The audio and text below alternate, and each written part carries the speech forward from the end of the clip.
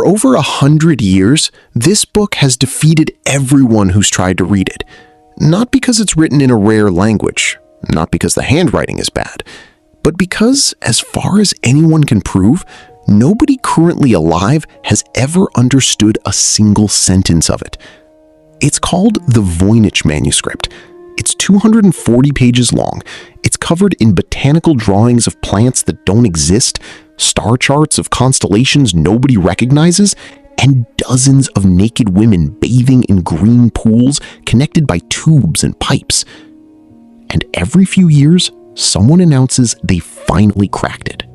A retired codebreaker, a linguistics professor, a screenwriter with a theory about medieval osteopathy. Most recently, people running the manuscript through AI translation tools. Every single one of those claims has been picked apart by experts and ultimately rejected. So today, we're doing something a little different. We're not going to pretend we've solved it, because nobody has.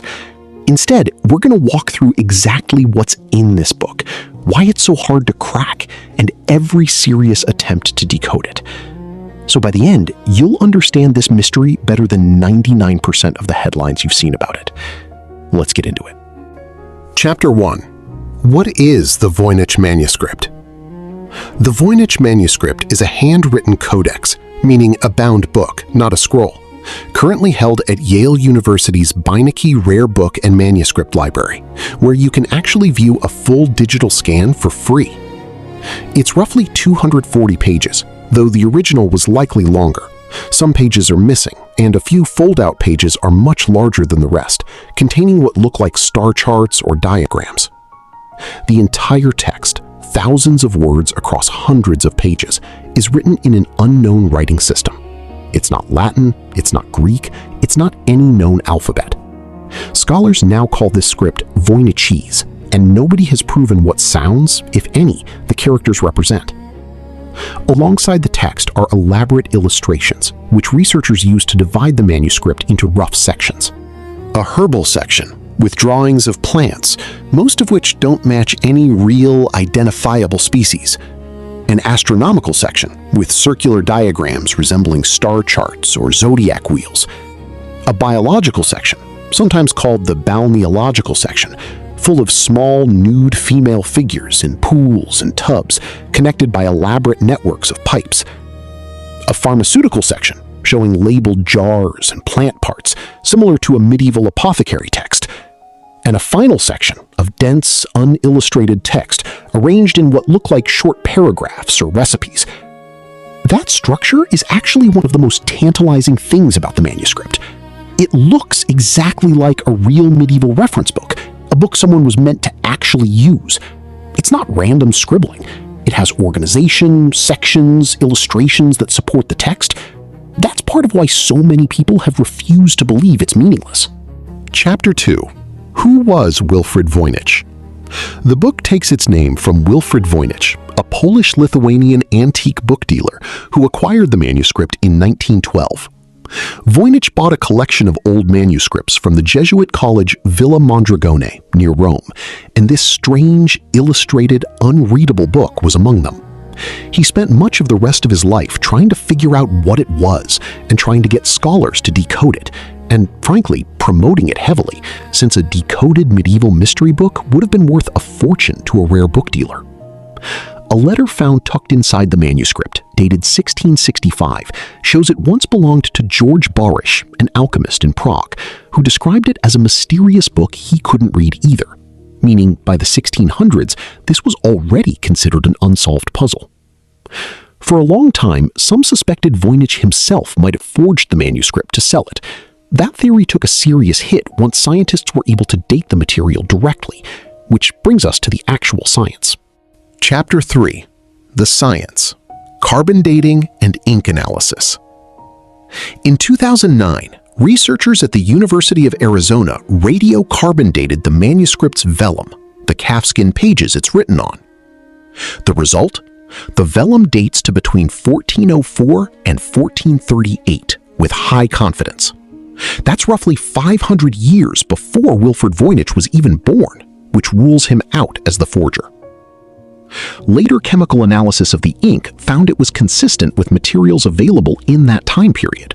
And, importantly, the ink appears to have been applied shortly after the vellum was prepared, not added centuries later onto blank old pages. That's a key detail, because a common hoax technique is finding genuinely old blank parchment and writing on it later. So we can say with real confidence, this is an authentic 15th century object, most likely created somewhere in Europe. What we can't say with confidence is what it says, who wrote it, or even what language, if any, it's actually recording. Chapter 4. Is it even a real language? This is the question underneath everything else, and it's genuinely disputed among linguists and statisticians.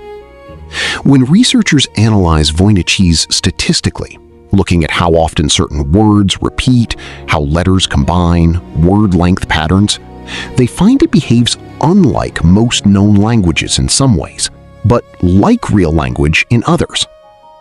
For example, the text follows something close to Zipf's law, a statistical pattern where a small number of words appear very frequently and most words appear rarely, a pattern found in virtually every natural human language. That's often cited as evidence the text isn't just random gibberish. On the other hand, the manuscript has an unusually limited vocabulary for its length, an oddly repetitive structure within lines, and very low variation between adjacent words. Patterns some researchers argue are hard to produce naturally, but easy to produce with certain mechanical encoding methods, or even certain kinds of meaningless generated text. A 2013 study by linguist Marcelo Montemoro found statistical patterns suggesting the text carries linguistic structure, consistent with meaningful language information, distributed the way real content words are distributed, versus function words. That study got a lot of press as evidence the manuscript isn't a hoax. But statistical patterns like that don't tell you what it says. They can suggest structure without cracking the code, like knowing a locked box rattles like it's full of coins without knowing the denomination. Chapter 5. William Friedman and the World War II Codebreakers. If anyone had the tools to crack this, it should have been William Friedman.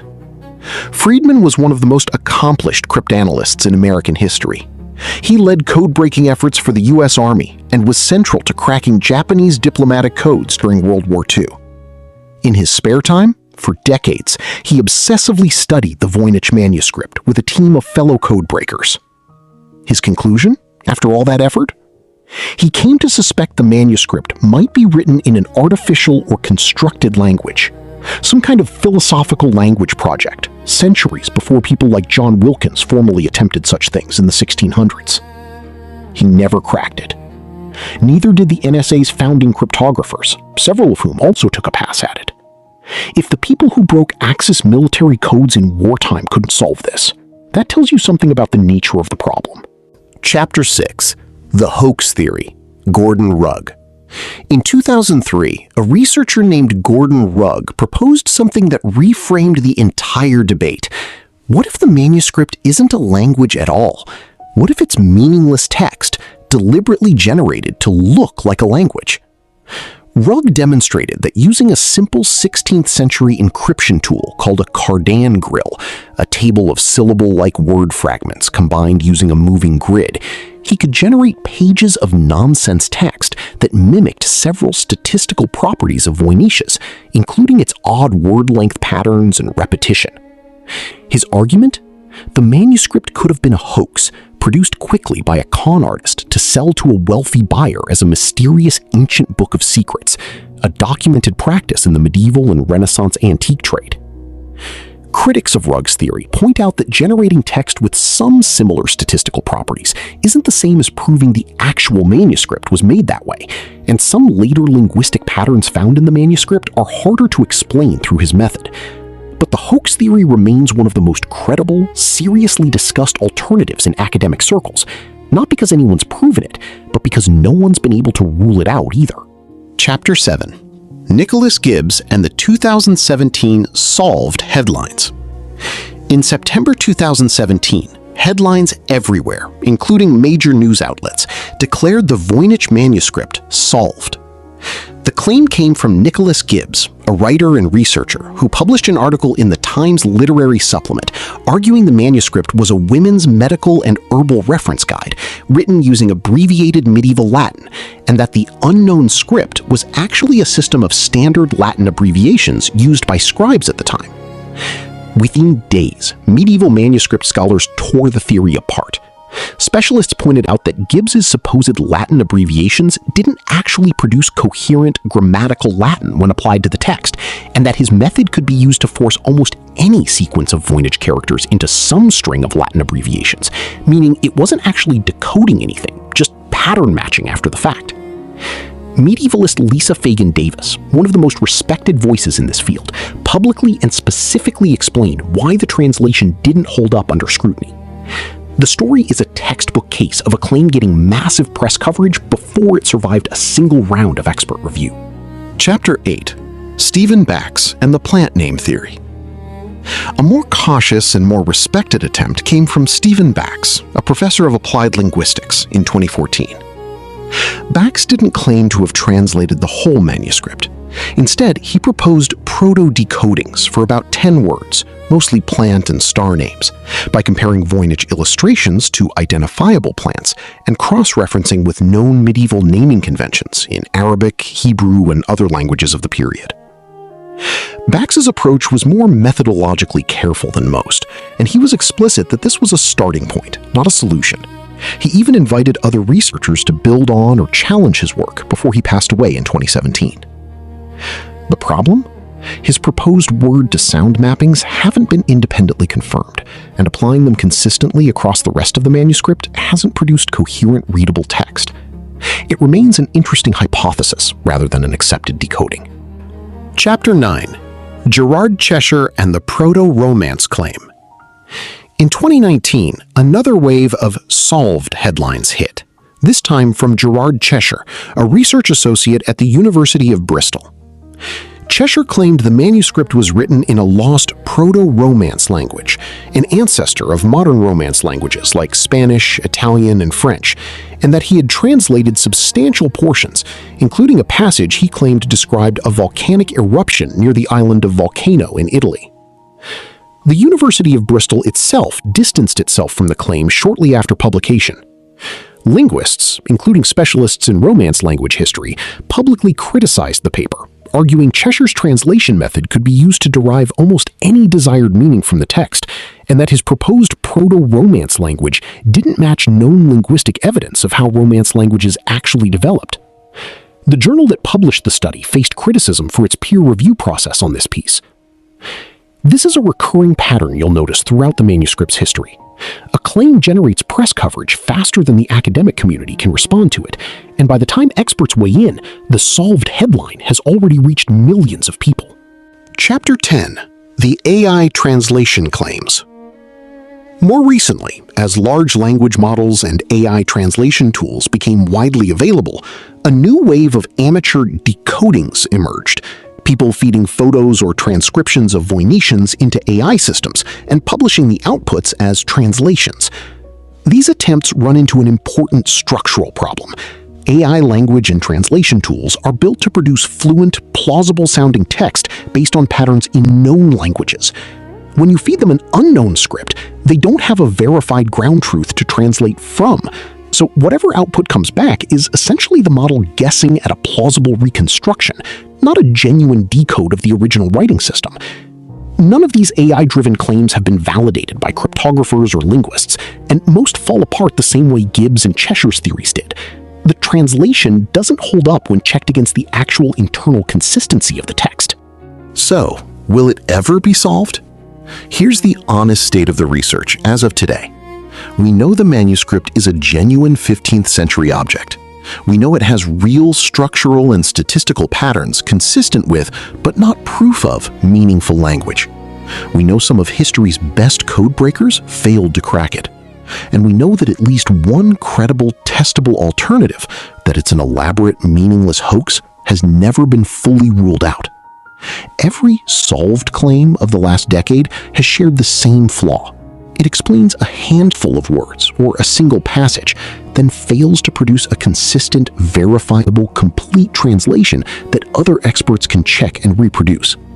That reproducibility is the actual bar for a real decipherment, the same standard that confirmed things like Egyptian hieroglyphics after the Rosetta Stone or Linear B in the 1950s. Until someone clears that bar, the honest answer is no one has decoded the Voynich Manuscript.